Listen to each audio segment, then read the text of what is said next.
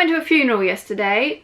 It was a funeral of my aunt who was 82 or 83. So she was old, very old. And I learnt loads of things that I didn't know about my own family. You invariably learn some weird story that you've never heard before. And then that story makes you want to go and ask the person more about that story. But you can't because they're dead. So I decided that I would try and immortalise some of the stories that I hear through the medium of YouTube. I knew it had to be useful for something other than just vegan drama and people fighting about makeup. We unleashed the beast. It was Pandora's box.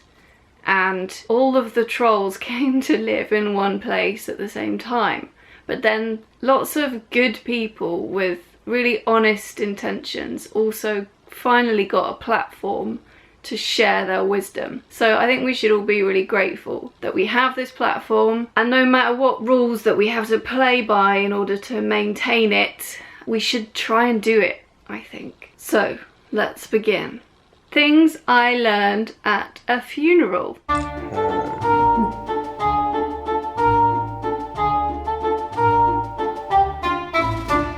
The first thing that I learnt is that people are about stories. So if you make a family tree, don't make the family tree just a bunch of people's names and how they're related to one another and like where they lived. If you've got living relatives, get them to send you all the details that you normally need for a family tree, like their names, when they were born, where they were born, who they married, where that person, you know, all the normal stuff that you can find out through one of those ancestry websites. But also get them to tell you a bit about themselves, like what do they like doing, what are their political leanings, what are their proudest achievements, is there anything unusual that they would like to share as a legacy. Make it come to life, make it something that has more value than just facts and figures. It will tell you something about your family, and that you can then pass down the generations that they can add to it as it goes along. The only drawback I can see with this, me doing this with my family, is I don't think people would believe most of the stories,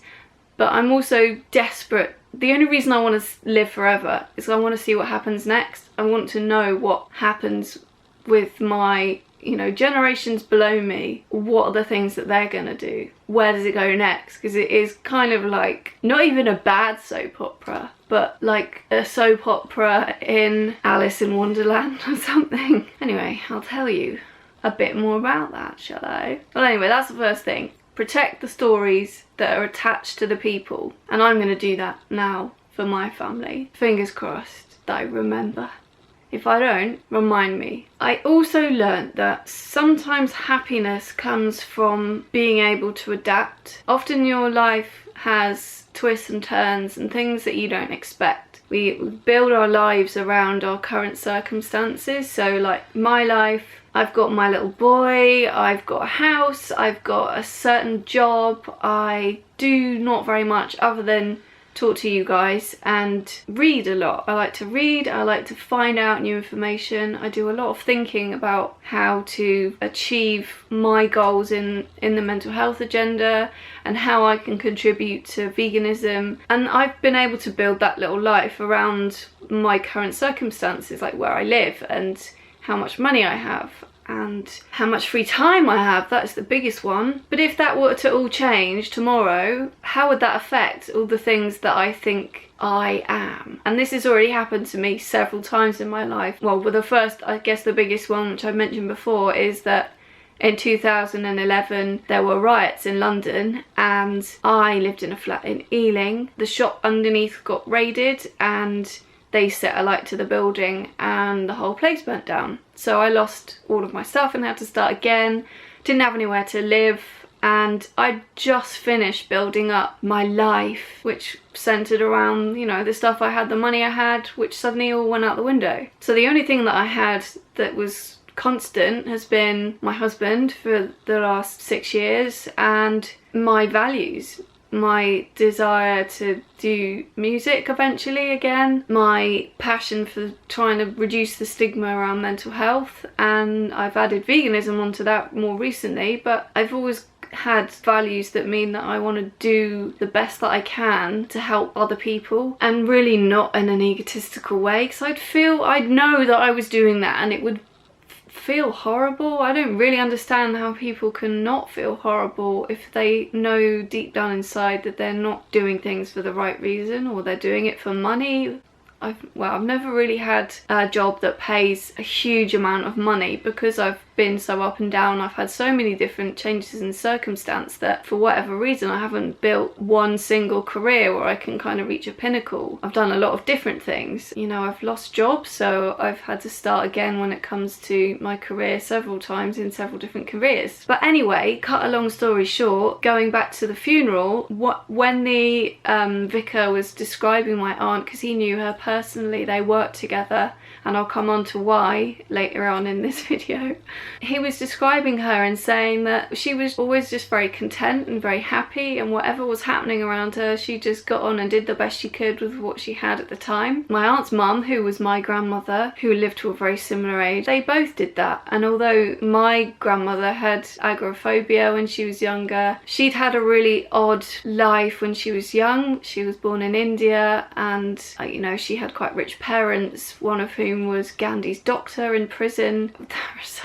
See what I mean about my family already? We're like 2 minutes in, oh no, actually nearly 10 minutes in, and I've already name dropped Gandhi. Anyway, I remember my grandmother always enjoying laughing and always wanting to laugh, and although she was a worrier, she always worried about things. She had a wicked sense of humour, and I could tell you quite a lot of fart stories about her. I'll do that in another video, but I just remember her always laughing, and especially her and my dad were a bit of a gruesome twosome when it came to that. But I see similar traits in my aunt who died, my grandmother, my father, and my cousin and I all have this, I think it's a genetic trait passed down from my grandmother's side of the family. We all like a dry wit. We like a bit of sarcasm. We don't like to take ourselves too seriously most of the time. And I know that doesn't really fit with being suicidal and having a mental illness and sometimes being deadly serious. I've still managed to laugh in those times though, so no matter how bad it gets, it's still funny sometimes. And I think that's a good lesson to learn as well. Learning to adapt is something that people with mental illnesses have to do on a far more regular basis than most other people, because if you have a mental illness, you're more likely to go through big changes in circumstances and big life events. The more trauma you have, the more trauma you tend to experience, because you're vulnerable, and that leaves you open to trauma again. So people dealing with a mental illness develop the wherewithal to react and to adapt to things. So if you're looking to employ someone and someone comes along and says, I'm going to disclose I have a mental illness, definitely do not write them off, because they probably have tenacity and resilience and a whole gamut of other words that I can't think of at the moment. I know sometimes I struggle when I have to change. I don't particularly enjoy change, especially as I get older. I like stability and I like routine, and if I'm going through a lot of change, I find it quite unsettling, but eventually I get through it. And so yeah, it just made me think, when hearing about my aunt and hearing somebody else outside the family describing her like that, just made me realise that that's something that I have to my advantage and that I should feel good about. And I think the final thing is about personality. People's personalities never really change. Well, the ones in my family don't anyway. And like I said, we only really see each other at funerals now, so the last time most of the people I saw yesterday were in a room together was at my grandmother's funeral, which was 13 years ago. And that was at the same crematorium. So it was a bit of deja vu yesterday, seeing everyone again, 13 years older. My uncle had dark hair then, and his hair is now white, completely white. He did well, mind you, getting to 70 without having grey hair until now. He's over 70 now. And my cousins are 50 and 44 and 38. So we're already grown up and lots of us have children. Half of us have never met each other's children, and I didn't even know that my cousin had had another child until yesterday. So we're not particularly close in that way. We don't see each other on a regular basis. We don't have that many phone calls. We don't stay in touch. When we all exchanged numbers again and said, let's, we'll make sure that we catch up and we'll stay closer, and we always vow to do it, and we never do. So this is why I think my little project about family tree, a sort of family tree extra, will be good, because it will force me to stay in touch with people. I always forget how grateful I am for them, and whenever I see them, although their outer shell has changed, talking to them is as if no time's gone between them at all. I've always known what their personalities are, because I've always seen them at their most relaxed. My grandmother in some ways was the glue for our family, so she was the one that encouraged us all to be in the same place at the same time. Like when she had her 80th birthday, we were all there, and it was a bit awkward because there's always been some tensions between certain family members, but there's nothing different about most of them, and it still feels really comfortable to be sitting in a room with them. And every time I see them, I think, why do I only get 2 hours with you today? So the more I age and I realise that, people are dying off, really. So, you have to make the most of them whilst that they're around. And my mum, even though I feel like I didn't know certain things about her, like I had no idea, I don't have any idea what her political leanings are, what she really believed in. I know she dabbled with religion a little bit, but I don't think she was particularly devout. I can almost imagine the kinds of things that she did believe in, because I think I'm very similar to her. But she did a very good job of recording my early life in a big scrapbook, which I'll show you. I'll do another video about it because it's kind of too long to stick in this one now, but a big scrapbook showing, I've got things like the little bracelet I was wearing when I was born, a lock of my hair that they cut, then a lock of my hair a year later, and photos of me and describing what I was doing, the kinds of words I could say at what ages, the TV programs I liked, the things I didn't like.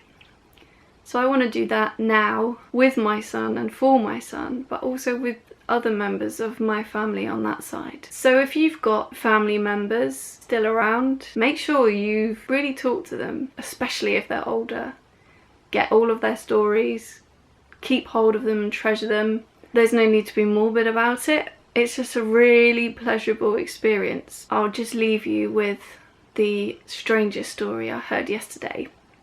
The reason the vicar knew my aunt was because she used to be what was called a prison visitor. The vicar was the chaplain there at the time. So she would go round prisons making sure that the prison staff weren't abusing the inmates. She would go and speak to prisoners if they'd made a complaint. And 2 of the prisoners that she visited was Myra Hindley and Rose West. If you are not from the UK, I suggest you Google those names, because they were both very well-known serial killers, child murderers, some of the most famous serial killers there have ever been in British history. So the fact that my aunt spent time with both of those characters, I so wish that I'd known this before yesterday, because I would have been so interested to hear what that was like. So don't let it get too late. Make sure you get all of those little gems and keep them safe.